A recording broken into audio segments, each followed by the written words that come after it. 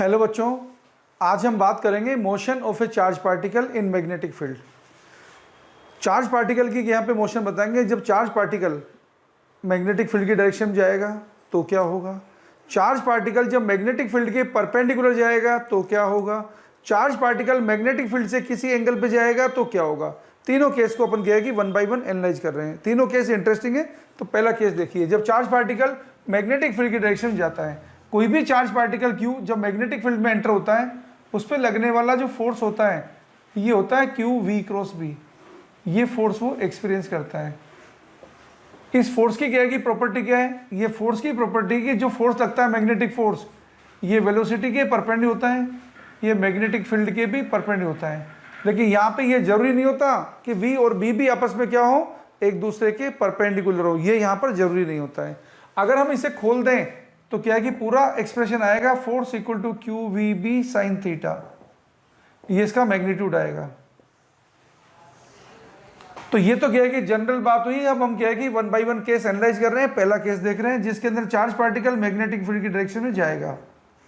जब charge particle magnetic field की direction में जाता है, V एंड B एक दूसरे के पैरेलल होते हैं, मीन्स एंगल 0 डिग्री हो या 180 डिग्री हो तो फोर्स कितना लगेगा, मैग्नेटिक फोर्स लगेगा 0, क्योंकि साइन 0 डिग्री कितना होता है 0। इस सिचुएशन में चार्ज पार्टिकल मैग्नेटिक फील्ड में अनडिफ्लेक्टेड गुजर जाएगा। मीन्स मैग्नेटिक फील्ड के अंदर चार्ज पार्टिकल की न वेलोसिटी चेंज होगी, न स्पीड चेंज होगी, न काइनेटिक एनर्जी चेंज होगी, कुछ भी चेंज नहीं होगी। तो यहाँ पे ये तो फर्स्ट केस था, चार्ज पार्टिकल यहाँ पे कैसे गुजरेगा, अनडिफ्लेक्टेड गुजरेगा। अब हम बात कर रहे हैं चार्ज पार्टिकल की मोशन जब मैग्नेटिक फील्ड के परपेंडिकुलर एंटर होगा। ये चार्ज पार्टिकल आपको दिखा रखा है, जो मैग्नेटिक फील्ड लगा हुआ है पेपर के प्लेन के परपेंडिकुलर अंदर की ओर। मान लेते हैं मैग्नेटिक फील्ड की जो रेंज है वो है यहाँ पे D। ये चार्ज पार्टिकल यहाँ पे एंटर हुआ है। चार्ज पार्टिकल चार्ज Q है, मास इसका m है, V वेलोसिटी से ये एंटर हुआ है। आपको मालूम है कि मैग्नेटिक फील्ड में जब भी चार्ज पार्टिकल एंटर होता है तो यहाँ पे क्या है कि फोर्स वेलोसिटी के परपेंडिकुलर होता है, और जब भी फोर्स वेलोसिटी के परपेंडिकुलर होता है तो उसका पाथ होता है सर्कुलर। तो ये क्या है कि चार्ज पार्टिकल मैग्नेटिक फील्ड में ऐसे जाएगा और ऐसे बाहर निकलेगा। ये भी हम देखेंगे बाहर निकलेगा या नहीं निकलेगा, उसे हम देखेंगे किस तरीके से बाहर निकलेगा, कितना डिफ्लेक्ट होगा, इसे हम देखेंगे। ये हमने किया कि यहाँ पे दो टेंजेंट ड्रॉ की, ये यहाँ पे डिफ्लेक्शन एंगल है। देखो यहाँ पे क्या है कि चार्ज पार्टिकल में लगने वाला force through out the motion velocity के परपेंडिकुलर है।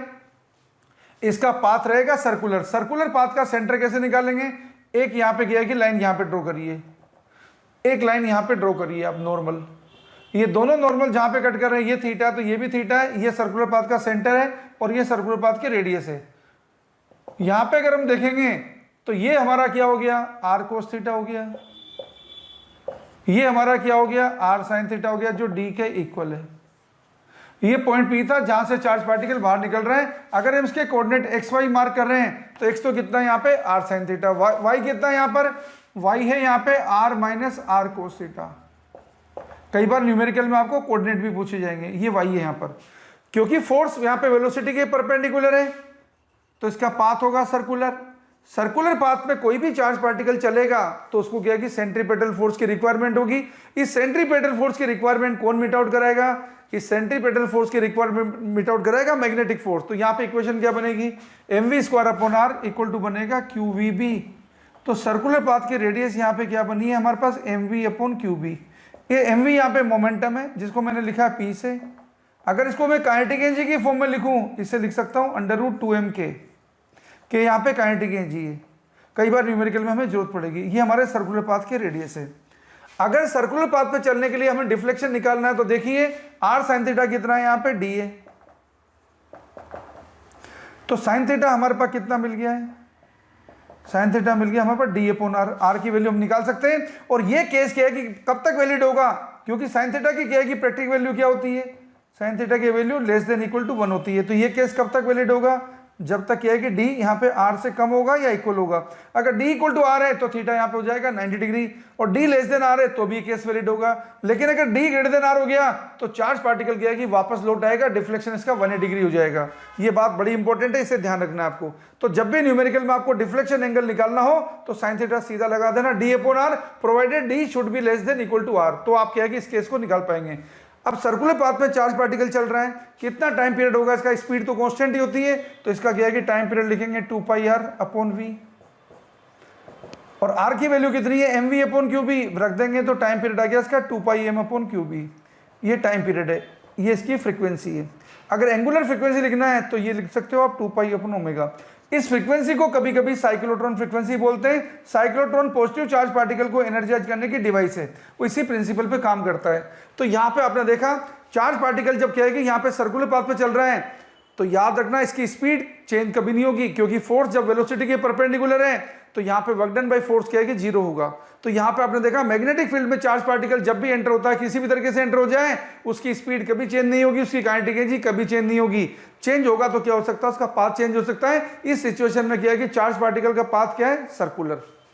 देखिए नेक्स्ट इसका स्पेशल केस देखिए, अगर यहाँ पे क्या है कि डी आर से बड़ा होता, अगर डी जो मैग्नेटिक फील्ड की रेंज है अगर आर से बड़ी होती तो हमारे पास सिचुएशन ऐसी हो जाती।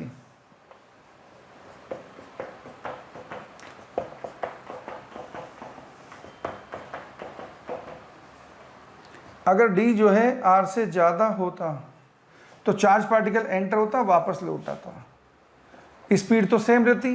ये इसका अगर सेंटर है तो ये आर था, ये भी आर होता, ये v स्पीड से गया था, v स्पीड से वापस लौट आएगा, यहाँ पे ये वाला केस होगा। तो मैग्नेटिक फील्ड में चार्ज पार्टिकल का डिफ्लेक्शन की रेंज क्या हो सकती है, 0 डिग्री से 180 डिग्री के बीच में हो सकती है। अब इसका लास्ट केस जो थर्ड केस है वो भी आपको डिस्कस करा देते हैं। देखिए अगर चार्ज पार्टिकल मैग्नेटिक फील्ड से क्या है कि किसी एंगल पे एंटर होता है,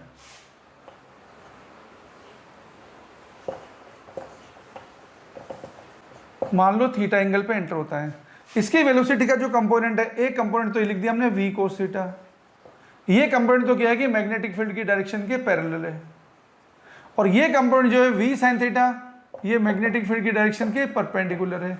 जो परपेंडिकुलर कंपोनेंट होगा वो क्या है कि चार्ज पार्टिकल को सर्कुलर पाथ पे घुमाएगा, और जो पैरेलल कंपोनेंट है वो चार्ज पार्टिकल को मैग्नेटिक फील्ड की डायरेक्शन में लेके जाएगा। तो यहाँ पे आप क्या देख रहे हैं, सर्कुलर पाथ की कंडीशन क्या लिख रहे हैं, M V perpendicular equal to Q V perpendicular, क्योंकि परपेंड कंपोनेंट ही इसे सर्कुलर पाथ पे घुमा रहा है। तो यहाँ पे हमारे पास सर्कुलर पाथ की रेडियस क्या आ गई, M V perpendicular upon Q B, means M V sine theta upon Q B. ये हमारे पास सर्कुलर पाथ की रेडियस है। अब हम देख रहे हैं यहाँ पे क्या है कि इसका टाइम पीरियड क्या होगा, 2πr/v परपेंडिकुलर। तो यहाँ पे क्या होगा, वैल्यू डालेंगे तो टाइम पीरियड का फॉर्मूला वही आएगा दोनों केस में, Q/m को हम स्पेसिफिक चार्ज रेशियो बोलते हैं, ये इसका टाइम पीरियड है। अब इसका क्या है कि पाथ कैसा होगा, मैग्नेटिक फील्ड की डायरेक्शन में जाएगा, ये पाथ होगा यहाँ पे हेलिकल, ये मैग्नेटिक फील्ड की डायरेक्शन है। मैग्नेटिक फील्ड की डायरेक्शन में चार्ज पार्टिकल एक रिवोल्यूशन में जितना डिस्टेंस ट्रेवल करता है इसे बोलते हैं पिच। मैग्नेटिक फील्ड की डायरेक्शन में चार्ज पार्टिकल 1 रिवोल्यूशन में जितना डिस्टेंस ट्रेवल करता है इसे बोलते हैं पिच। पिच क्या होगी, component of velocity in the direction of magnetic field into time period. तो पिच निकालेंगे हम, पिच आएगा v cos theta into T, तो यहाँ पे ये आ जाएगा 2πm/qb into v cos theta, इसमें बोलते हैं अपन पिच। आपने यहाँ पे देखा है कि चार्ज पार्टिकल मैग्नेटिक फील्ड में क्या है कि किसी भी एंगल पे एंटर हो जाए उसकी स्पीड कभी चेंज नहीं होगी। ये हमेशा याद रखना, मैग्नेटिक फील्ड के द्वारा चार्ज पार्टिकल पे किया गया वर्क हर सिचुएशन में 0 होगा। कभी भी मैग्नेटिक फील्ड में चार्ज पार्टिकल एंटर होगा उसकी स्पीड क्या है कि चेंज नहीं होगी। मैग्नेटिक फील्ड में चार्ज पार्टिकल का पाथ क्या हो सकता है, स्ट्रेट लाइन भी हो सकता है, सर्कुलर भी हो सकता है, हेलिकल भी हो सकता है। इस तरीके से क्या है कि कोई भी क्वेश्चन होगा आप आराम से क्या है कि सोल्व कर सकेंगे। ओके बच्चों, थैंक यू बच्चों।